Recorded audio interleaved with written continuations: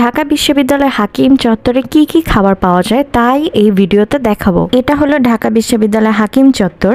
আমি সকালবেলা গিয়েছিলাম দেখে এখানে খুব একটা ভিড় ছিল না এবং খাবারও তখন তেমন কিছুই ছিল না, শুধুমাত্র এই দুধ চাটা ছিল যেটার প্রাইস 10 টাকা। খুব সকালে হাকিম চত্বরে খুব একটা খাবার দাবার পাওয়া যায় না, ধীরে ধীরে হাকিম চত্বর জমজমাট হয়।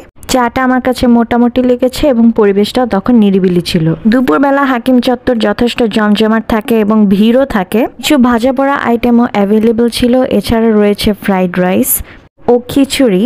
এখানকার খিচুড়িটা বেশ আলোচিত।